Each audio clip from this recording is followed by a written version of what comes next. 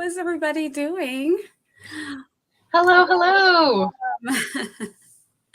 We are going to do a combo Jane Austen July / Camp Nano because I am participating in both, which means not only do I need to get reading done, I also need to get writing done. How about you, Margaret? Same? Yes, ditto to the double, for sure, for sure. I'm very Awesome. excited to be in this library I to do either know. one. We'll go to a tea party in a little bit, but for right now, let's focus. We're in the library. Me and Margaret were looking at my backgrounds and I'm like, yeah, the library is just working for me. I wish, right? I wish. I know, it's gorgeous. So I'm Nia, the Vixen of Fiction. You are here on my channel. Welcome. I am going to let Margaret, my co-host for today, introduce herself and tell us all of the things that you do and where you can be found. Thank you, Nia, for having me on your channel. So, as you all know, you're on her channel, so you know who she is. But even if you didn't, and for some reason you came here because I told you to come here, she's so famous she doesn't need introductions. So there you go. All right, so we're both booktubers and author tubers. And, booktube, Jane Austen July is more of a booktube thing, but we're sort of stealing it and like tugging it over to the author tube realm for this month. So hopefully the creators are okay with that. Marissa, Claudia, and Katie, drop us a line if not. But I'm a historical fiction writer with 5 novels published. I'm working on a historical fantasy, hat tip to Nia, short story collection this year, and I'm on story 5, I believe. So I'm just tootling along, very happy with the Camp Nano energy. So how's the Camp Nano-ish stuff going for you? It is going pretty good. I've been getting my word counts. I did set my word count low in anticipation of doing more reading and in anticipation of that I wanted to watch more than one adaptation. All right. So I was like trying to plan carefully. So I planned really low last time and did 10K and I finished it so fast. I was like, okay, that's too low. So I put my goal, I think, at 15K and my okay. We have matching goals. We have matching goals too, right? So okay, yeah, 500 a day plus 2 days for leeway because I'm driving for 2 days. So exactly. And I knew we had like 4th of July and then my daughter's got her wedding coming up. So that kind of pulls my attention too. So I was like, let me be careful about not stressing out because I'm one of those people, I like to hit my goals. So if I set myself a really high goal, I'm going to do whatever I can to get it. Yeah.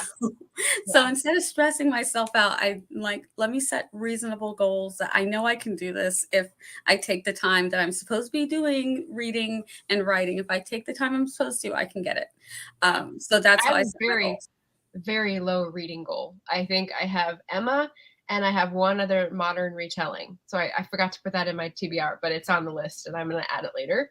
And then the adaptation things, which are 6 and 7. So I'm doing like half the prompts and like, treating it like Breckin Meyer in Clueless. Just gonna skate on through. Yes, there you go.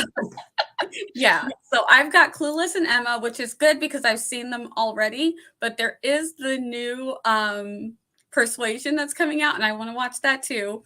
I've heard some mixed things about it. I know it's going to be different, but I have a very open mind when it comes to people like changing things up.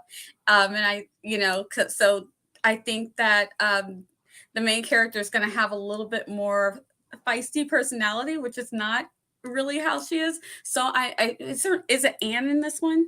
Persuasion is Persuasion Anne. Okay. Sometimes I get my characters mixed up. I'm like, I think it's Anne. So I'm interested to see what they do with Anne. So we'll see. And I have not watched Fleabag, and it seems like that's the major influence in terms of the filming adjustments and style. Yeah. So I'm like, well, I guess I'll get to see what it looks like in this because that's what it's channeling, I guess. Yeah, and I haven't seen Fleabag either, but I know about it. So I think that when she kind of like deadpans and goes to the camera, I think that's what they're talking about. So I'm like, I'm curious. Right. So I'm not going to knock it. Yeah. Let's say hi to some folks in. Hello, Alex is here. Eva, Cool Gamer. Hey, Eva. Essie, yay. Hey, guys. John is here. Oh my gosh. AF Stewart is here. I hope you got some sleep, doing? John. What been doing is the title to my angst emo. Oh, cool. Cat Noir fan fiction. Oh Wow. my goodness, that sounds exciting. Cookie King is here. Craft Blend, hello. JC is here. I'm going to be on with JC later tonight. JC, I'm going to be a little bit late because I'm going to take a break to eat. Allowed. We'll allow it. Yes. Do not bark. I'm going to send you somewhere. Okay, so if you saw my Jane Austen July announcement video, this is my fabulous writing partner, Loki, who interrupted my video with his play date. He had a play date earlier, so I thought he would be calm, but no, he would like for me to play with him some more. So I'm going to kick him out in a minute to my daughter when we start our first sprint. That was funny. Jenna Rice, yes. Oh my gosh. Author JC just joined. Oh, that is so cool. Just joined JC's channel. JC's awesome. Excited and heartbreaking. Ooh, yeah, I'm interested. You know, it's fan fiction, so if you want to let us know where you write your fan fiction, unless you want to keep it totally, some people are like no to letting you know where my fan fiction is. So it's totally up to you. Fan fiction of what is my question, because Miraculous, Ladybug, and Cat Noir doesn't set off any bells for me. So let us know where it's like latching onto. That'd be helpful too. Exactly. All right, so we are going to jump right in. We're going to do a sprint. Let us know what. Nice, Eva. Nice throwing some shade there. I know, right? So you guys can let us know what you're doing, and I'm going to throw up a poll. So we're going to have a discussion in a little bit, but we're going to start with a poll. Let me let you guys know what you're in for if I can find it. Oh, okay. It's a Disney Plus cartoon, and it's got 3 seasons already. Nice. Oh, is it a Disney Plus? Okay. Thank you for reading it for me, Margaret, because I'm looking for something else. Loki, I'm going to have to mute. This is sad. Does a Loki hearing count as a Loki sighting for the bingo card? That's the question. It's okay. I saw a Loki earlier, so I've already got that one crossed off on my bingo card. Hooray!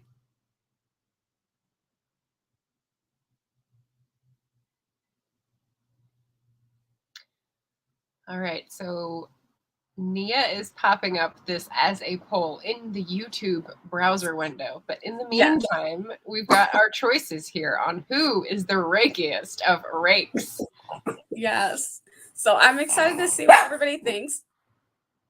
I have to keep muting because this bad boy right here. I love the adaptation choices as well. Yeah. So for anybody who needs the sighting on their bingo, here he is, because he's about to get booted out. Yeah. All right, take it away, Margaret, and we'll be right back. Okay. So I don't have the poll on my YouTube yet. Let's see. You can always just type it in, but it's gone now, so I can't see it anymore. I know Northanger Abbey was up there. I know Pride and Prejudice was up there.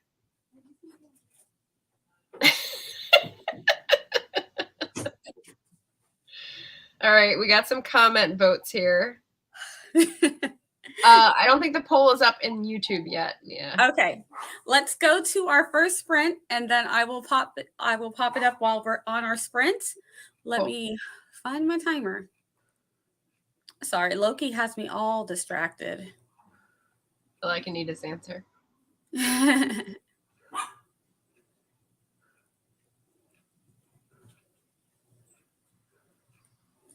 So for our first sprint, I am going to be writing, because I had a live earlier today for my June wrap up. So my sprint is going to be trying to get my 500 words for the day in on the current short story, which is set in the Regency, I might add. Mine is too. That's what I'm working on. I'm like, so fitting. So perfect. Yes. Yay. So I'm going to make sure that Loki is okay, which I think he is. He's like really mad at me now for not playing with him. And then I got reading to do and get my writing goal for today. So I got a lot to do. Excellent. So we're going to start with, well, it says 20 minutes and 15 seconds, which is excellent. You know, an extra 15 seconds never hurt anybody. Yep. If you guys are ready, we'll get started. The poll is going to be up in just a minute, so be on the lookout for that. And let us know who you think the rakiest of rakes is, and I will pop up the little reminder for you on occasion so to help you vote for our 4 guys. All right. And well, there we go.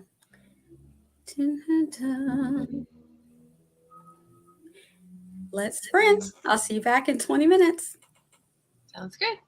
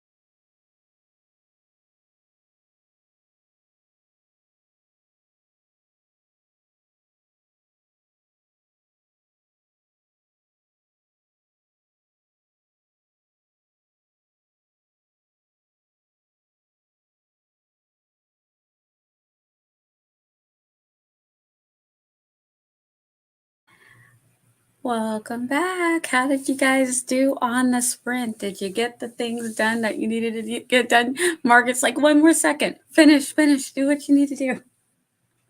I totally get that. Sometimes you're like in that flow and you're like, the sprint's over. I'm all keep working, keep going, keep doing what you need to do. I am reading. So I was only supposed to read one book, and I'm now on the third book of this because they're very interesting. So it's Like books within a book?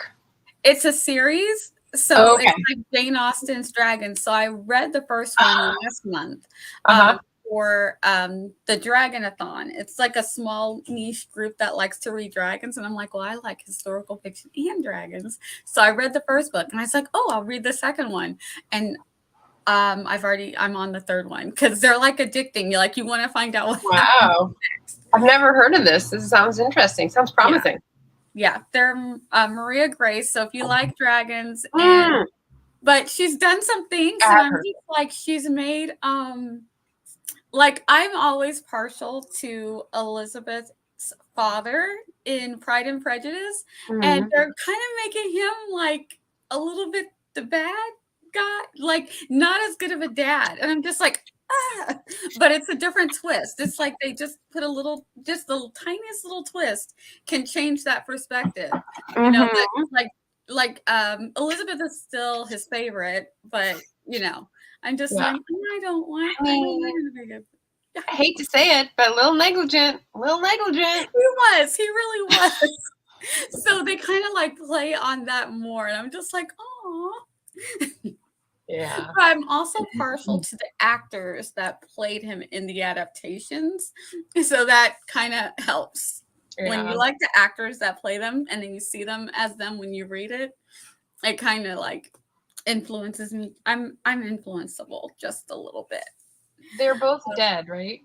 Both of the actors who played Mr. Bennet in the 95 and the 2005?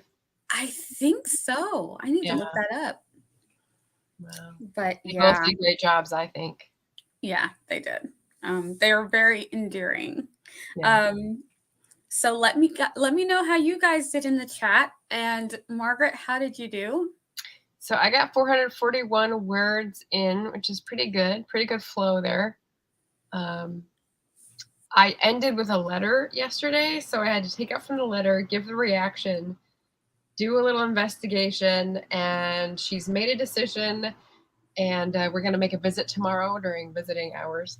I did pop a question in the chat, which is like the name for, I thought there was a more specific name for. I think that's what they're called, because I was just, in the book I'm just reading it, they literally called it a house to stay at, but I think they called it maybe a coaching house. I can't remember. I'll have to look. I think it's close. It's just like there's. But I think it's like a coaching inn. It's where they go to trade off the horses, and they keep a lot of horses. People go there and eat and sleep and all that stuff. But it was just briefly mentioned because she shouldn't stay there because she's a lady, and she should stay with a family member. Along her way, or have like ladies' maids or people. She shouldn't just be staying there by herself. So reference was recently made, and I'm like, oh, what did they call it? But I believe in general they were coaching houses. Okay. So yeah. All right. So I'm starring all the comments for the poll because we're gonna have a little bit of discussion. Let me find the one I want. So, I was gonna use train station for a metaphor, and that's why I was like, wait, they don't have trains yet. Yeah, what do I say instead? Coaching tavern inn thing. Yep, exactly. That's the things that you run into when you do historical fictions. It's like, wait, they didn't use that word yet. They didn't have those yet. So these guys, are they misunderstood or borderline bad guys? And let's start with number one, Edward Ferrars. What do you think of Edward Ferrars? So for those who don't know, I'm not going to spoil the whole story in case anyone hasn't read Sense and Sensibility, which is one of my favorites. So my two favorites are Sense and Sensibility and Northanger Abbey, and then Pride and Prejudice. So Edward is like, he's the guy that we want our girl to get with. Like, and he's so sweet. And he's, a lot of people say he's kind of bland and he's quiet, but he's really good with the little sister. And he's just really polite. He's a genuinely nice guy.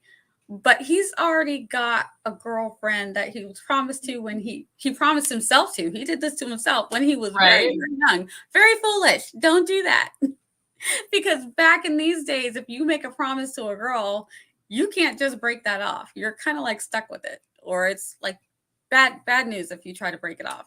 But he doesn't tell anybody, so it's a secret. And then as he gets older, he meets the perfect person, but he hasn't told anybody about the other girl. So the perfect person that we love is like the side chick, and it's like, no, why did you do this, sweet Edward? I've heard Eleanor referred to as the side chick. Poor Eleanor, right? Yeah. So that's why Edward makes the list for me. But I think he's misunderstood because I think he was too young and foolish when he made this promise to Lucy. Shouldn't have done it. Especially when you consider that Eleanor makes the excuse for him and says, I think he would take comfort in having done the right thing. And that scene is like she understands where he's coming from and like that moral duty imperative rather than, you know, your one true pairing. Yes. So yeah, misunderstood. Yeah. So young people, wait. Yeah. He said it, or so awkward. Yes. So what's interesting is I'm reading this book called Watching the English, kind of as part of Jane Austen July, but it's modern English. It's just English history rather than Regency. Yay, Anita! Yeah. And it's talking about earnestness and how that is just not done. So you can be serious, but you can't be solemn, because solemn means that you're like deep in your heart, you believe this thing and you're trying to like convince someone, and they just don't have time for that. I was like, that's interesting. So everything is a joke or serious, but you know, you don't have everything invested in it, which is like not American. And so I thought that was very interesting. So yeah, Edward is earnest. So interesting to think about that. Yeah. Because you don't, I remember I used to not want to think about him as a bad guy. And then I was having a chat with a friend of mine. She's like, oh no, he totally was doing, I'm like, but Lucy over here, she's a piece of work. Robert. Yeah. And his brother and his sister. Like, I don't know. Edward fell far from the right, exactly. Tree. Like, how did he survive in that house? Must have had a strong father figure. Yeah, must have. Hey Esther. Oh, thank you. Oh, a long grocery run. Those ones make me crazy. I am so happy for all of the delivery. Like, I never would have thought about delivery before all of the whole thing, but that's one of the things I don't think I'm going to go back. Like, be in a crowded store ever again. I don't know. It's just, they bring it to you. I love it. Essie is killing it. 816 words. Way to go. Yay. Yep. Yeah, Essie is doing great. Sense and Sensibility is Allie's favorite movie. I love Sense and Sensibility too. Good one, yeah. I'm going to chalk that up a lot to the screenwriting being by Emma Thompson. Just put it out there. That one just killed it because the ages were all off. And at first I was like, and then I watched it and I'm like, love it so much. Yeah. Love it. Well, I mean, okay, so you think, but the ages are probably like, I mean, not Emma Thompson's character, obviously, but everyone else. The ages are pretty good, right? Because I just read a book where Eleanor was off, but her sister was correct. Right. Which threw everybody off because Alan Rickman was so much older. But I mean, the captain was older anyway. Right. I think he's just older than that. So I was like, you know what? I'm just going to go with it. But I just read a book published in 1944 where they had someone marry with a 40-year age difference. And it was a good thing. I mean, they talked about how it was weird, and it could be weird, but it ended up being a good thing for her. And I was just like, Interesting. Yeah.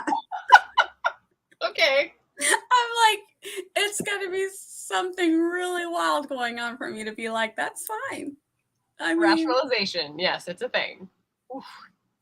yeah, no, no, No, just no. I can't see it. I can't see it. I know. I'm so sorry, Esther. Like, you have to go because you need something specific. How many years of difference? 40. 40. Like, too many. We're talking about Sense and Sensibility, Savion. The adaptation and whatnot. Yeah. Yeah, we're going to be doing some Jane Austen chat for today. Let's do one more and then we'll hop into a sprint. Okay. Let's see. So I don't know if everybody has seen Sanditon. So Sanditon is a takeoff of from Jane Austen's unfinished version. So we have Otis, and he falls for Georgiana Lamb, and they're having this romance.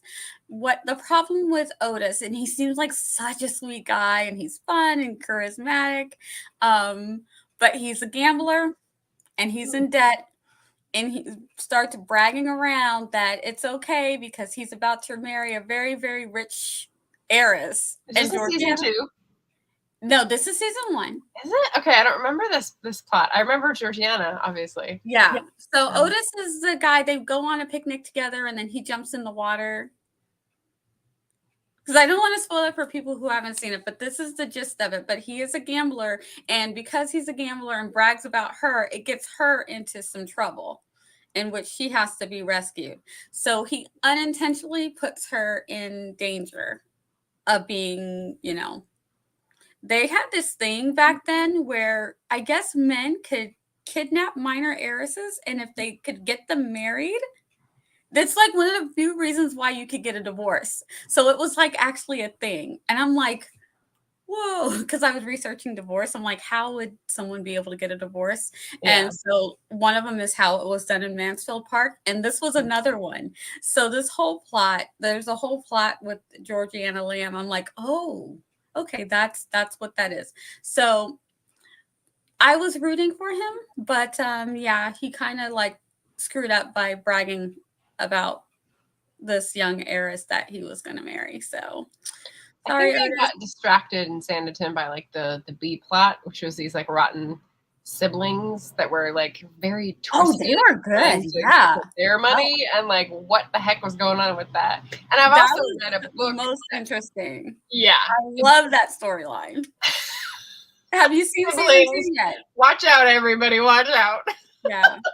I'm not going to say too much, but if you haven't seen season 2 yet, they are definitely in season 2, and woo, things happen. Also, like before they adapted this, I read a book that someone else had finished, like a pastiche or whatever you would call an unfinished work that someone later on decides to try to finish. And I remember being like, I don't know what, like, I don't know where Jane Austen ends and the next person begins, which on one end is like a compliment, but on the other, it's just like, it didn't wow me. So it didn't feel like a real Austen experience. Yeah.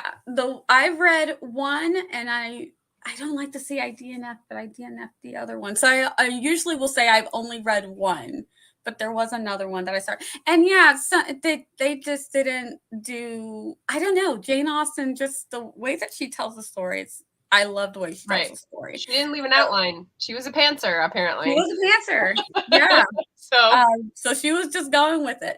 Yeah. The only one I didn't like was the ending for Mansfield Park. I'm just like, that's not romantic, but okay. Mansfield Park. Yeah.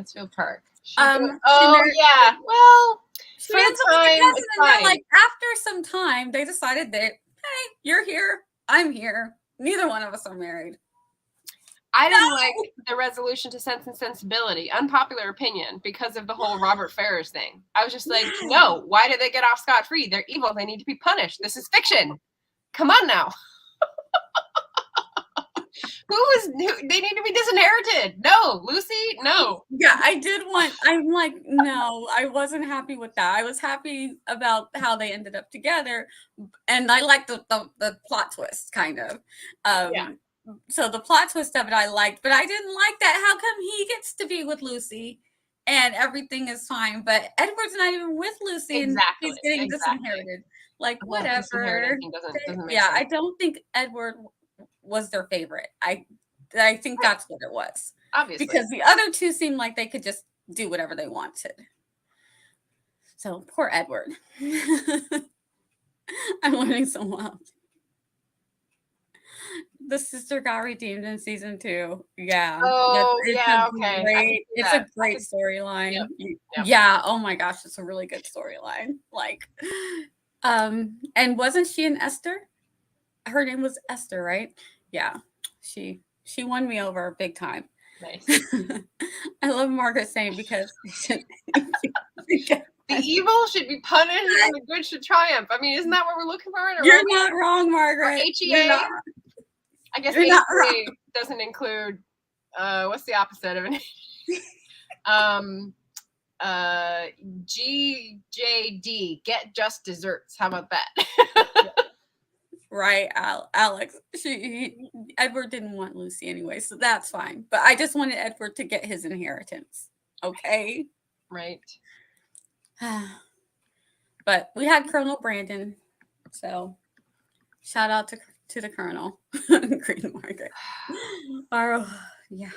All right, let's get into another sprint. Yes, Esther. Yeah, I did put that it's only going to be an hour and a half. So I'm going to try and stick to it, but I gave myself, we have that half an hour to play with just in case we go a little bit over. Okay. But also don't want to keep Margaret too long. Okay. Also, I'm going to pop Margaret's link in the chat, and then Margaret is linked down below in the discussion or in the description. We're going to be next Wednesday at 4:00 on Margaret's channel. Just in case anybody can't stay for the whole time, I just want to make sure everybody knows where we'll be at. So Wednesdays at 4. Next 2 weeks are on Margaret's channel. Yes. So I'll pop that in the chat. I'll have a different poll up, and we're going to keep this fun going. So it's going to be productivity sprints as well. But if you are an Austen fan, you can also do some flash fiction prompts because we'll have some Jane Austen related flash fiction prompts. So it should be fun. Yeah, it should be fun. He didn't like being rich. He wasn't like them. I don't think he liked being poor. I just don't think he cared about being rich. But yeah, I hear you. He was down to earth. I liked it. I like him a lot. He's, for being very awkward, he's one of my favorites. And I just hate that I have to put him in the, he was kind of shady. Yeah. I mean, just the fact that poor Eleanor had to deal with Lucy, that he put her in that position, not cool out. But, no one can be perfect. It's okay. And it's funny, actually, when you consider it, that he didn't know. Like, did he see them together? No, because that was away from him. She didn't get to see him for a long time. So he didn't know that she was, like, preying on her, Yeah, which is awful. So, okay. And then poor Eleanor, her heart. Yeah. All right, let me pull back up my timer. Let me get it reset. You're welcome, Allie. We'll see how long the timer is going to give us. It's giving us 20 minutes and 30 seconds. So, right. And it's already going, so it'll be roughly 20 minutes. Okay. How did I delete the whole screen off the thing?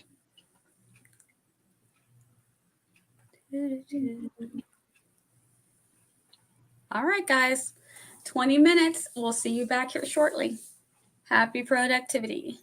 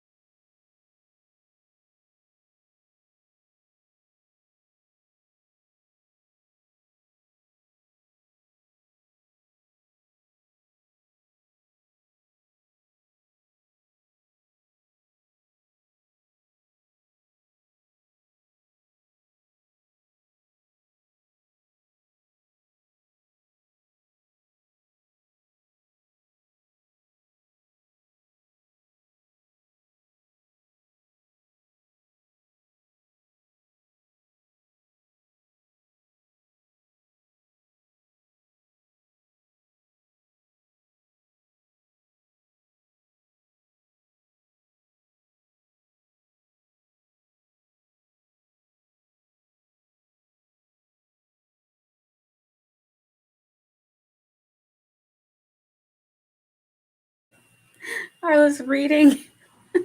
Yeah, I didn't hear anything. I just saw like some movement change, and I was like, "Wait, what? Did it end?" I didn't even keep up with it. I was just so engrossed. Yeah, but that's good. That's a good thing. That means we were getting things done. True. So we have. Oh, good. We've got 15 minutes left. Perfect. Guys, ignore the nasty little bot troll thing. We are going to go through our poll. I'm going to end it. So I hope everybody got a chance to vote. Let's see. How do I end this thing? End poll. There you go. All right. All right. So our poll, we have surprise, surprise, George Wickham from Pride and Prejudice with 46%. Whoa. That's good though. Henry Crawford, Mansfield Park at 26%. With the flexible morality. Yep. Yeah, yep. I mean, yeah, that was pretty bad. John Willoughby, Sense and Sensibility, only 20. I think some people might be a little partial to Willoughby. Because he would have done it if not for the money, which yeah. Yeah. And then Captain Fred Tilney of Northanger Abbey. He was just a player, all-around player. Yeah. And a snob. Very much so. So oh my gosh. Nope. Good night, John. Sleep well now that it's daytime. Yes, have a good one. I hope you had a good time. You're very, very welcome, and see you next time. Remember, next week, Margaret at 4 o'clock on her channel. Yes. And before we do any more discussion on these fellas, oh, I know where you put it. You put it in the private chat. I'm going to link for Margaret's Flash Fiction Sprints next week. Angelina saying Wickham and Crawford are the worst. Yeah, they're pretty bad. Where would you put Elliot on that scale, though? Okay, yeah, okay. Go ahead, Margaret. Tell us your thoughts on it. Go ahead. If I had a slot for 5. So, like, think about a scheming little strumpet. This dude's gonna have his cake and eat it too, and lie to everyone while he's doing it. So, I mean, there's like different rakes have different, foibles, and I feel like he just has them all with this pretty face, and that's why I'm like, no. Yeah. Punishment. I mean, you're not wrong, Margaret. Okay, so if I could take one off and put Elliot on, who do you think should be off the list? Well, no. He's the most sympathetic to me. That's why. Yeah. I mean, he is sympathetic. Okay, I hear you on that, but still, like, that was so rude when they go to the ball, and it just all of it.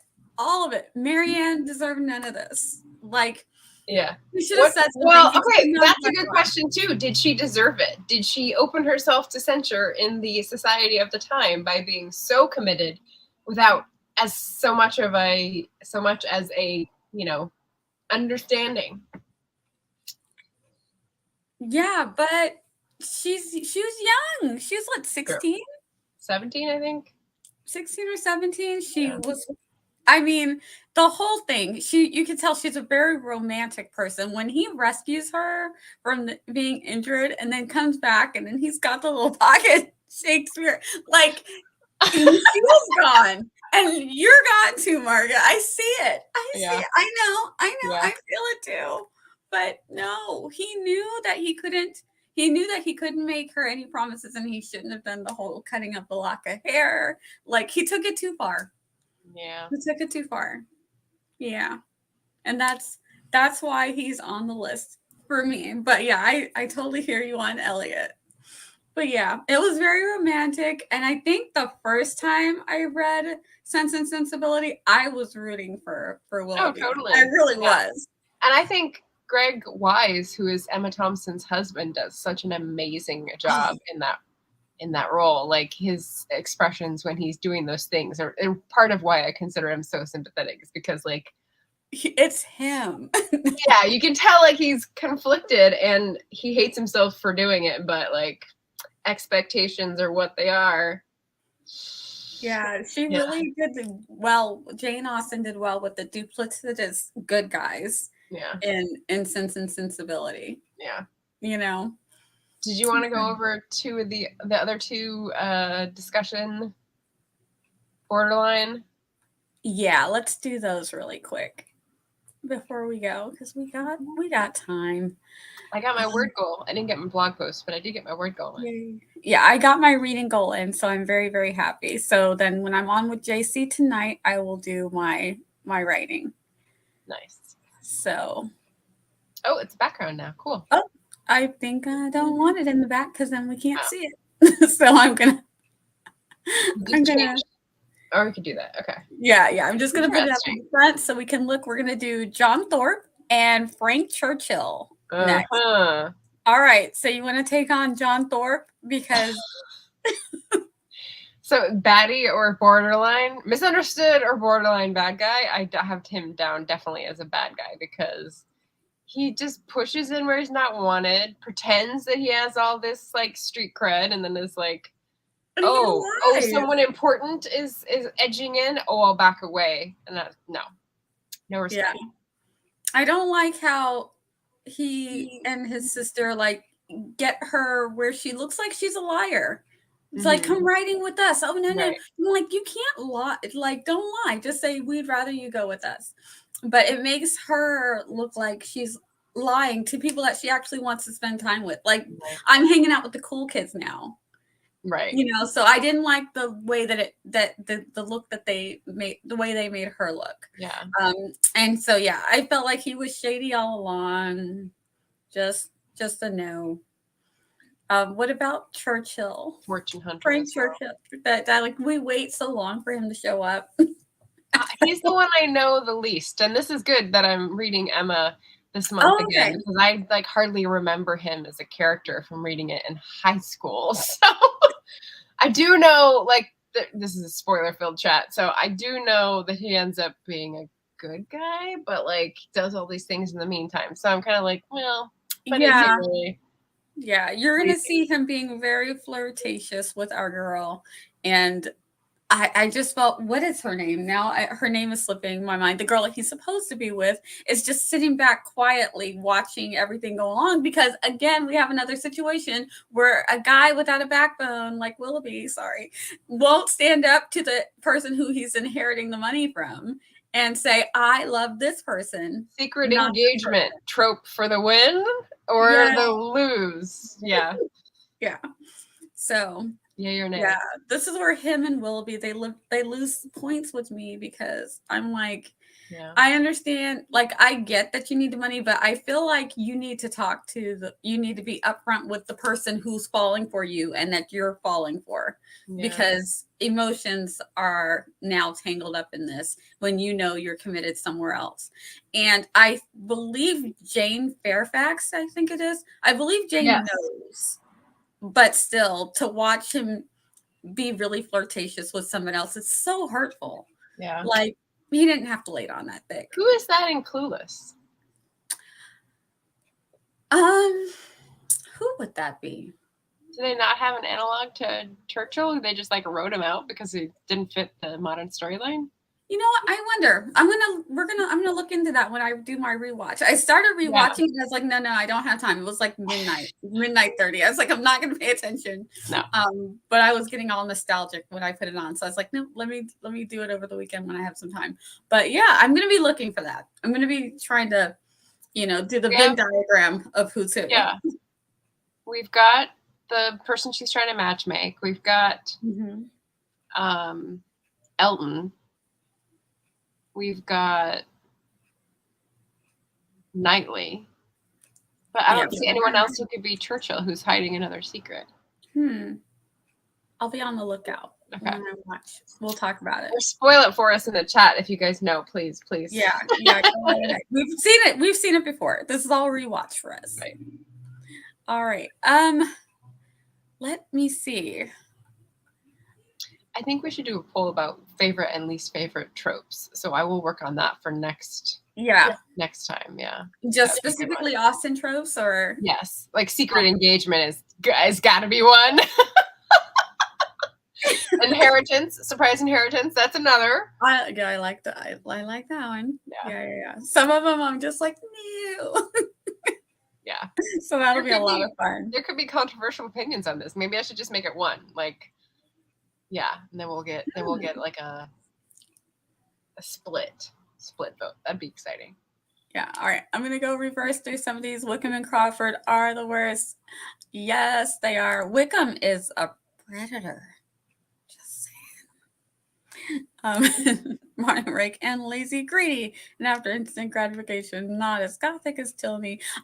That's one thing I love, how gothic Northanger Abbey is. Like, that's why it makes one of my favorites. It's like it's like a superhero or a comic book movie, because everything is like dramatic and so earnest in a gothic movie, because everything is just like balls to the wall kind of thing. Like, yeah. Which one is your favorite, by the way, Margaret? Of the six? Of the six that are finished. Can you guess? Is it Persuasion? Yeah. It's the letter. It's the letter. That is I should have known. Yeah. Yes. That it. Yeah. Touch my heart. Yes. What's yours? What did you say? Mine is a tie between Sense and Sensibility and Northanger Abbey. I just like that Northanger Abbey was quite different, which I think it's not popular for Northanger Abbey to be, because it's just not one of her more well-known. And I just love Sense and Sensibility because I love the sisters. Like, give me a good sister. When they're both heartbroken, like, gets me every time. And she's like, if I could muster up enough emotion. I'm like, yes, you could, Eleanor. Tell everybody how you feel. Right? Yeah. And she just keeps it all bobbled up. It used to be one of my favorite movies ever, and like on the repeat watch, you know. Yes. And Northanger Abbey is good as well. I think it's too simple. As a storyline for me. It's like there are sort of like nods and winks and, you know, references to Gothic literature and stuff, but it feels like the arc and the resolution is too simple for me. So that's why I know exactly what you're talking about. Yeah, the part where there's the mystery of the house and the mom, I would have liked for her to go there and just like, you know, is the mom hiding in the attic kind of thing. Like, let's go. And then it wasn't. So I was like, oh, okay. You got to wait another 20 years for that one. Yeah.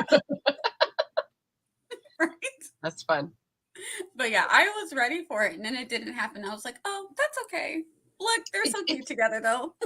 It seemed very modern. I'm going on my remembrance of the movie at this point. Of course, J.J. Field, like, love. Oh my gosh, I love him. Love. But his sort of like modern day psychology take on the whole thing was like that. It just felt kind of flat after all of that. So yeah. And more poor Willoughbys. Absolutely. All right, Margaret, we're gonna close it out. Oh my gosh, right on time. We got 2 sprints in. You got your word goal. I got my reading goal.